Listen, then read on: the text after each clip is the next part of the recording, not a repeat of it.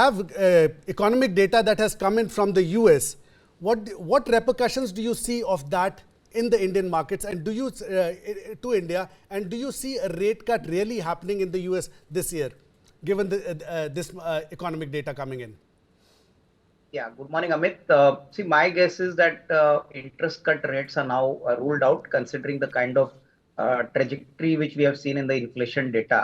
And I think unless inflation does not come down to comfort levels of 2%, which the Fed requires, I think a rate cut is very difficult. Although, there are expectations that a rate cut could possibly come if macro numbers change positively. And that could happen possibly at the time of the US presidential elections. But anything in the near term is completely ruled out. And as far as the Indian markets are concerned, I think clearly one negative development which of late all of us have been seeing is that the rupee has become weak, the dollar has become stronger, and that has resulted in a heavy outflow of FI selling almost every single day. So this trend is definitely not good. The RBI is making efforts to hold on to the rupee, but I think once elections are over, I think you would probably see a further weakness in the rupee, and that is definitely not good for the Indian economy. Overall, I think corporate numbers have been mixed. I think we have seen good positive surprises in some sectors. Yesterday, IndusInd Bank came out with pretty solid data numbers. Axis Bank came out with good numbers. But on the other hand, numbers from AU Small Finance Bank was slightly tepid. So I think, banking as a pack has done well. But I think overall, I would say that real estate, auto components, capital goods, cement, these are sectors where there is strong demand on the ground. And I think, investors should take a stock specific call now with the election schedule now going on in full flow. I think you're going to see a lot of volatility, not only from global factors, but even from domestic developments. And therefore, the next 1.5 months is going to be extremely volatile. So I think investors need to take that into account that, this is not going to be a secular market. You're going to see ups and downs, and valuations that as of now are not cheap. They are fair to expensive. So I think you need to be very selective when you want to buy anything in the market as of now. Hi Avinash, good morning. Karthik Malhotra here from the studio. Linked to what you were talking about, the FII outflow expected with a weakening rupee, I think linked very closely to that is also the data which has come from the US about the US 10-year yields as well as 2-year yields almost being at a 5-month high. Is that going to add further pressure to FIIs wanting to cash out of the Indian market? And then if that cash out is significant enough, will we see the DIIs compensating for that in equal measure?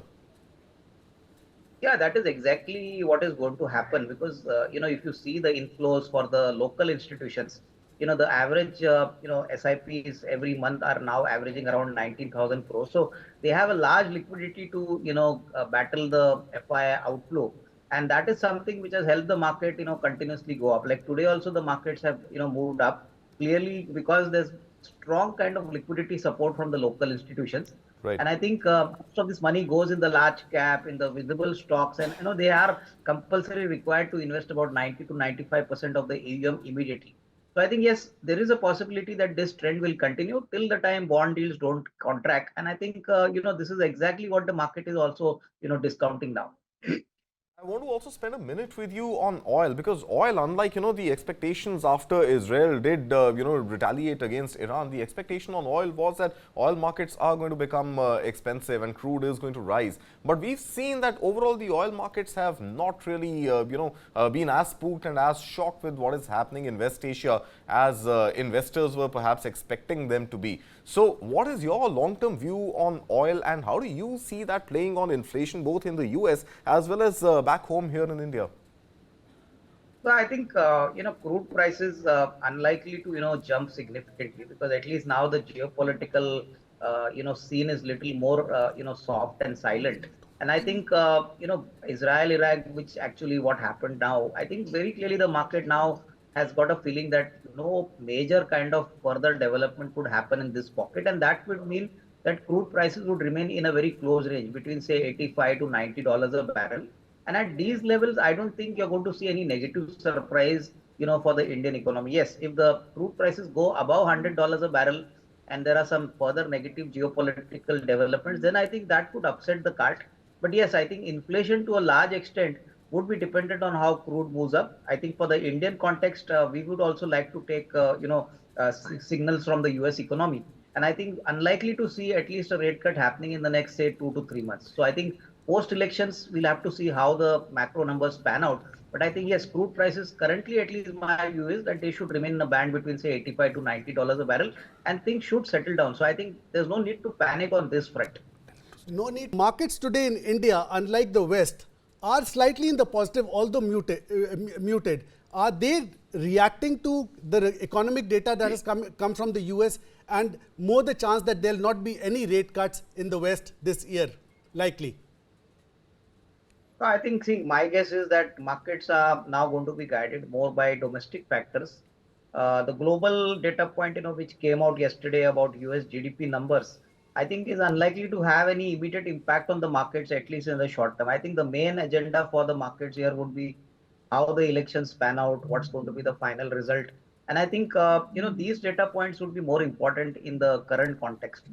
Most importantly, this is earnings season. So I think most of the market participants are looking at, data points which would be produced at the year end by the company managements. What kind of business commentaries do they do? So I think, despite the fact that US markets are seeing a little bit of underperformance, weak macro data, Indian markets are obviously going to be guided by corporate data points as well as the election kind of run up, which is now going to be more important at least over the next say couple of months. Only once these two events are complete, then I think you could see the markets again focusing and looking at global data points. So I think till that time, Indian markets would be more dictated by local trends rather than international events which happened yesterday. And talking about international trends and just staying with them for just a little bit longer, Avinash, India's IT stack, do you see that to continue to reel under pressure, for the next few more quarters, definitely, given the economic data from the US? See, Karthik, I think if you see the quarter 4 numbers of most of the big IT companies, I think quite disappointing numbers, from TCS, Infosys, typically, larger players. I think one or two companies, like Persistent showed a decent set of numbers. But I think the key data point, which is very important, is that even as of now, order wins from US are coming at a slow pace. And hopefully, we could see some clarity emerging only once the US elections are over. So I think maybe for the next 2 to 3 quarters, despite the fact that all these companies are asset light, cash rich, they pay good dividends, the growth quotient seems to be missing out.